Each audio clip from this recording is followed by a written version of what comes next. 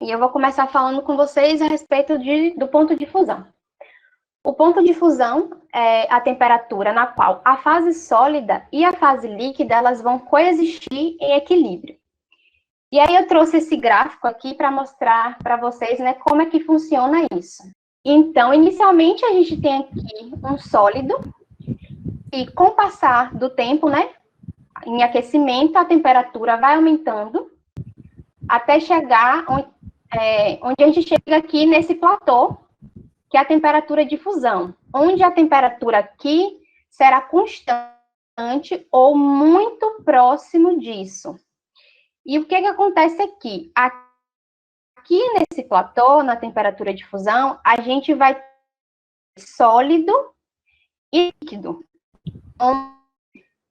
No início desse platô, digamos assim, as primeiras gotas de líquido, esse platô líquido. Então, por isso que a gente fala que a fase sólida e a fase líquida, elas coexistem em um equilíbrio, porque o sólido, ele não passa, né, instantaneamente de sólido para líquido. Essa passagem, né, é gradual, é rápida, mas ainda assim é gradual, de forma que as duas fases, na temperatura de fusão, elas ficam em equilíbrio. Então, o ponto de fusão, ele é constantemente medido como a faixa de fusão, onde a gente vai observar primeiro, medir a temperatura, né, na primeira gota de líquido, até o final da fusão, onde todo sólido terá virado líquido. Para substâncias puras, a variação nessa faixa de fusão é entre meio grau e 1 grau nessa faixa. Então, quando temos uma substância que funde com essa variação curta, a gente considera isso. Na verdade, o parâmetro que a gente utiliza para explicar, né, os pontos de fusão são as interações intermoleculares, que são as interações intermoleculares que vai ditar, né, o estado aí da matéria. Lembra aquelas interações de polo, de polo instantâneo, de polo induzido, ligação de hidrogênio? Então, são essas interações que a gente tem que olhar para justificar o forte for essa interação, mais difícil será, mais energia eu terei que fornecer para a substância para ela passar do estado sólido para o estado líquido. Agora a gente vai falar um pouquinho sobre recristalização. A recristalização é um método que vai se basear nas diferenças de solubilidade entre o sólido e as impurezas em um solvente adequado com variação de temperatura, né, que você quer cristalizar. Ele vai solubilizar a uma temperatura, vai solubilizar quente, a altas temperaturas, e as impurezas, ela vai solubilizar a frio, né? Porque a gente a temperatura. Então, controlando essa temperatura durante o experimento de recristalização, é possível, então, purificar os sólidos, ou seja, a recristalização é o método mais adequado para a purificação dos sólidos. Na recristalização, a gente tem, no geral, 6 passos, que é a dissolução do sólido, a filtração da solução a quente por gravidade, o resfriamento, filtração a vácuo, lavagem e secagem dos cristais. Agora eu vou trazer para vocês alguns pontos dentro dessas etapas, né, que a gente tem que se atentar bem para fazer uma boa recristalização e conseguir uma boa purificação. O primeiro ponto é a dissolução do sólido que você quer purificar, né?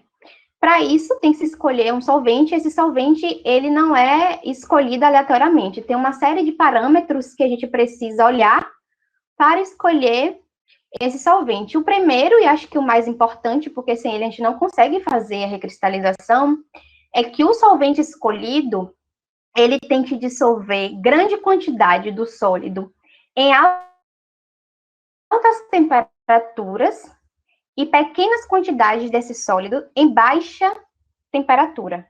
Porque a gente tem que escolher um solvente que dissolva o sólido em altas temperaturas, dissolve em grande quantidade, em baixa quantidade em temperaturas baixas.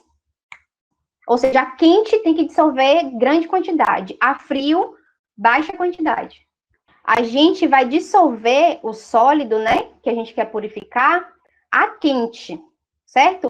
As impurezas, elas não são solúveis a quente, elas só são solúveis a frio. Se a gente tem um solvente que ele dissolve grande quantidade do sólido de interesse a quente e a frio, o que acontece? Quando a gente esquentar, vai dissolver o sólido, beleza, mas quando a gente resfriar a solução, também vai dissolver o sólido nessa solução fria, entendeu? Porque a gente não pode, tem que dissolver pequenas quantidades a frio, porque a gente quer que os cristais fiquem ali na solução, quando a solução estiver fria. A gente não quer que se dissolva, porque senão você vai perder massa, você vai perder parte do seu sólido.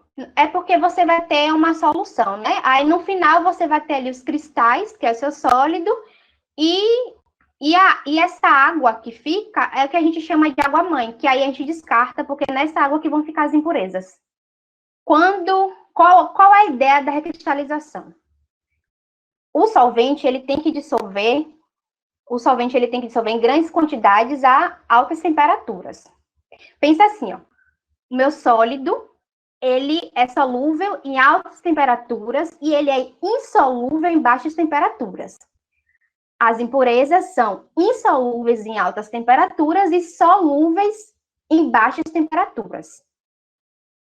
Então, para isso, eu preciso de um solvente que ele dissolva todo o meu sólido em altas temperaturas. Então, em altas temperaturas, meu sólido está ali todo dissolvido, porém, as impurezas não estão. Só que quando eu resfriar essa solução, o meu sólido, que não é solúvel em baixas temperaturas, ele cristaliza, né? Vai ficar cristais ali que você vai conseguir separar, porque ele não é solúvel. Porém, as impurezas, elas são solúveis em baixas temperaturas. Então, é assim que a gente consegue separar. A gente filtra os cristais e separa essa água-mãe onde estão as impurezas. Então, o seu solvente, ele não pode só usar grande quantidade do seu sólido, porque senão você vai raça. O seu sólido não vai formar cristais, ele vai continuar solubilizado em baixas temperaturas, entende? Que você não vai conseguir os cristais. Olha, o que acontece é que toda amostra ela tem um solvente que ela se dissolve bem. Um outro ponto que acontece é que às vezes você precisa usar uma mistura de solventes, onde inicialmente você utiliza o solvente no qual o sólido é mais solúvel e depois da solubilidade você utiliza outro solvente até a turvação da solução, até a formação dos cristais. Mas eu acho que, no geral, toda substância que você vai querer aí purificar, ela vai ter, sim, um solvente que vai conseguir dissolvê-la. Então, como eu já falei, né, o solvente também ele precisa dissolver as impurezas a frio e não a quente, por um motivo análogo. Se o solvente dissolver as impurezas a quente, quando a gente esquentar, né, a solução, vai dissolver também as impurezas, e aí, quando resfriar a solução, nos cristais, a gente vai continuar tendo impurezas, porque essas impurezas, elas foram dissolvidas a quente. Entendeu? Porque essa é a premissa da recristalização. Sólido orgânico dissolve a quente, impurezas dissolve a frio. É dessa forma que a gente consegue obter, né, os cristais, o nome já diz recristalização, obter novos cristais do sólido e separar eles da impureza. O grande problema é que a gente não consegue controlar o que é a impureza, né? É. Então, a gente realmente tem que buscar um solvente que tenha essa propriedade da melhor maneira, né? Mas nem sempre isso é possível. Mas quando é possível, é quando a recristalização ela funciona da melhor maneira, né? De obter o sólido mais puro. O terceiro parâmetro aqui é o custo, né? Por um motivo óbvio. Quanto mais barato o solvente, melhor.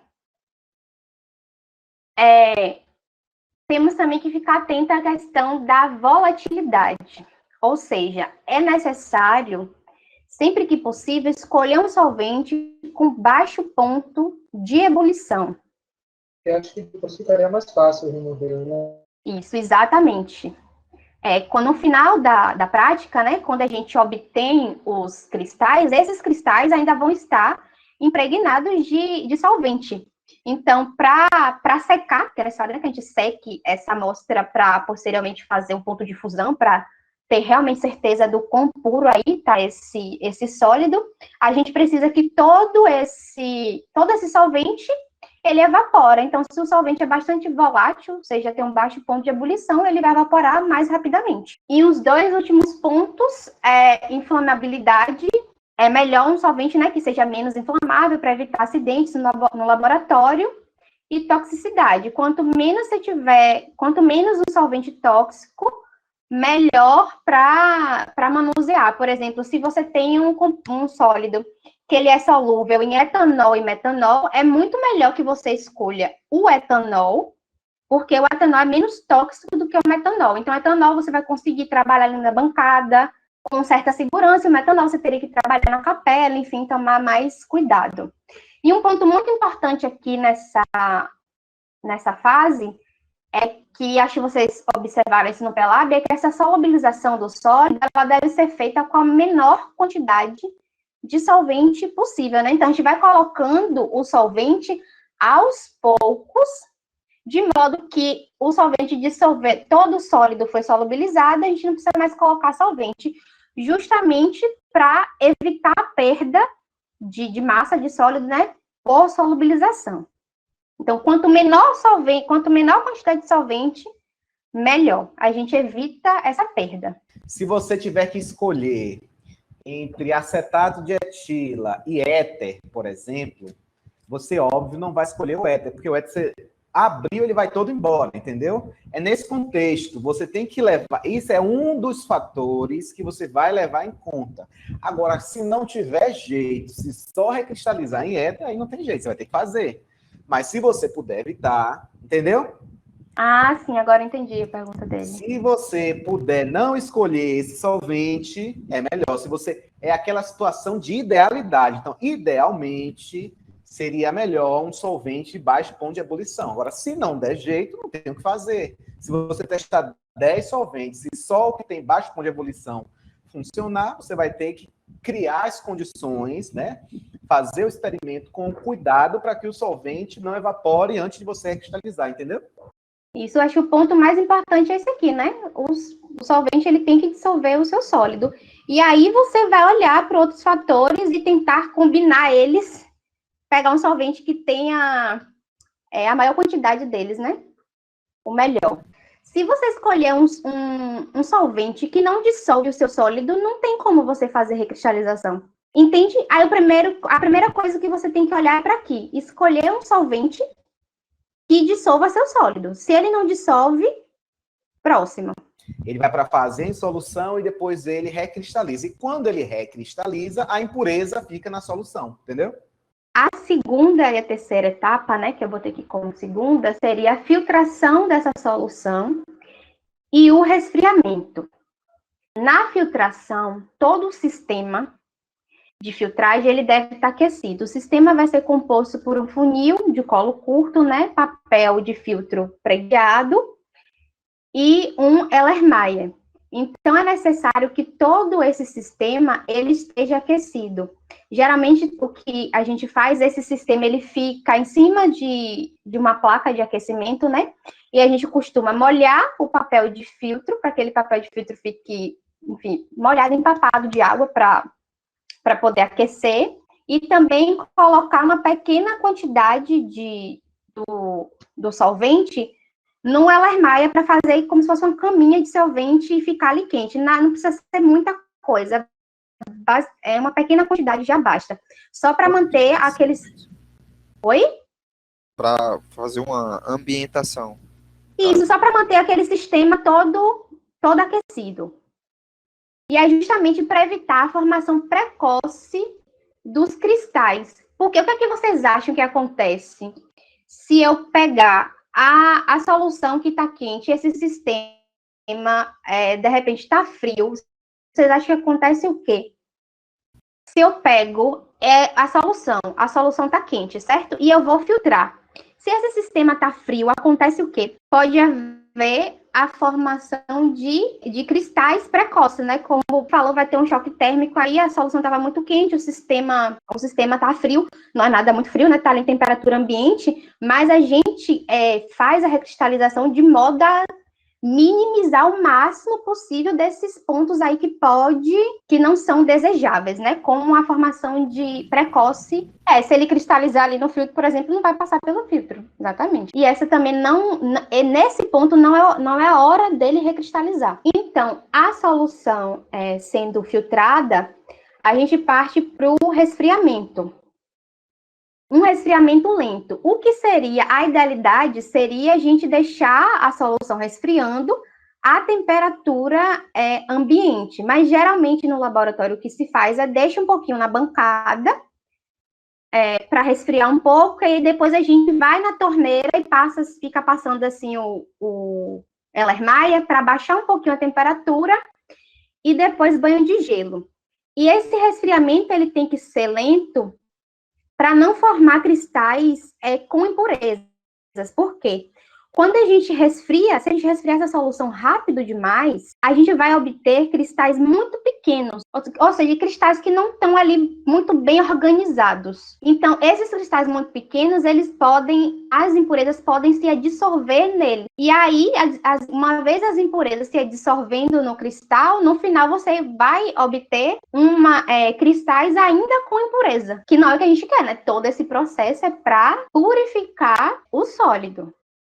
O próximo passo, então, seria a filtração a vácuo e a lavagem dos cristais. Na filtração a vácuo, a gente vai basicamente, separar esses cristais das impurezas. E aí vem a questão da água-mãe.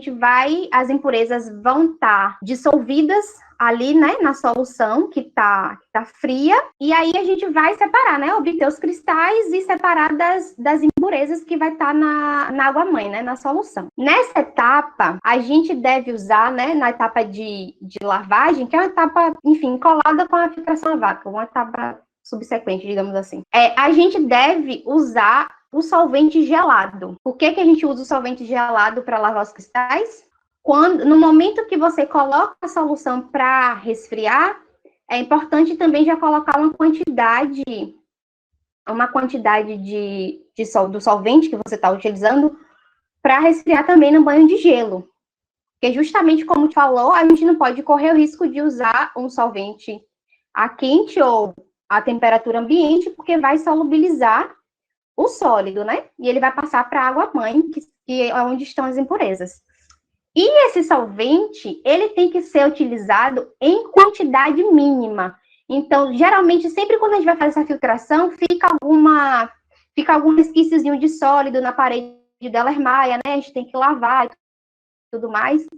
Pensando sempre na quantidade mínima. Por quê? O sólido, eu falei que ele vai se dissolver em altas temperaturas, mas não significa dizer que a solubilidade dele é zero, nula, em baixas temperaturas. Ele provavelmente se solubiliza, mas uma porcentagem muito, muito pequena. Mesmo assim, a gente não quer correr o risco de perder massa desse sólido se, mesmo a porcentagem pequena, se solubilizar nessa lavagem, Passando o solvente gelado. Então, por isso a gente usa uma quantidade mínima. Então, agora a gente vai para a última etapa da recristalização, que é a secagem. Que pode ser feito por 3 modos. A secagem pode ser ao ar livre. Você pode deixar o seu sólido, obviamente, devidamente protegido, na bancada, que você não vai deixar o sólido lá aberto, porque aí vai vir poeira, enfim, impurezas, Você recristalizou para nada. Ao ar livre, no dessecador, que o dessecador vai ajudar a tirar a umidade do sólido, ou na estufa, se o ponto de fusão for maior que 100. Então, quando usar a estufa, a gente tem que tomar esse cuidado, porque se o ponto de fusão for menor que 100, o que vai acontecer com esse sólido? Isso, ele vai se fundir, não é que ele não vai se cristalizar. Entendam que a partir do momento que na solução, quando a gente resfria, forma cristais, o sólido já se recristalizou. Porém, se eu colocar esse sólido para secar na estufa, a estufa está marcando 100 graus, e o meu sólido, sei lá, tem um ponto de fusão desconhecido, eu não sei, o ponto de fusão é muito baixo, ou tem um ponto de fusão baixo, eu ainda assim coloco lá, ele vai se fundir. Ou seja, eu perdi todo o meu trabalho. O que geralmente a gente faz é deixar secar ao ar livre mesmo. Nessa prática, a gente tem que medir o ponto de fusão depois. Aí, o que a gente fazia presencialmente, né? Deixava o sólido secando dentro dos armários lá do laboratório, e na outra semana a gente tirava o ponto de fusão, porque aí ele já estava seco. Porque o que a estufa vai fazer é acelerar o processo de vaporização do sólido, do solvente, né? O solvente vai sair mais rápido porque está ali quente, então ele vai volatilizar mais rápido. E aí, de repente, se você quer tirar o ponto de fusão daqui, sei lá, meia hora, você precisa disso, sua vida depende disso, aí você coloca. Mas eu não colocaria, eu deixaria livre onde secador, por via das dúvidas, para não dar nada errado. Depende da amostra, depende da dinâmica. Então, se é algo que você tem certeza que não vai prejudicar, você pode fazer, não tem problema. É isso. Se é um sólido que você sabe que tem ponto de fusão em 300 e que não degrada, então, se você conhece bem, não tem problema. Agora, se você não conhece o sólido, ou se ele degrada, ou se ele funde, aí realmente a gente precisa buscar outras alternativas. Então, depende da situação como um todo. Então, gente, é isso.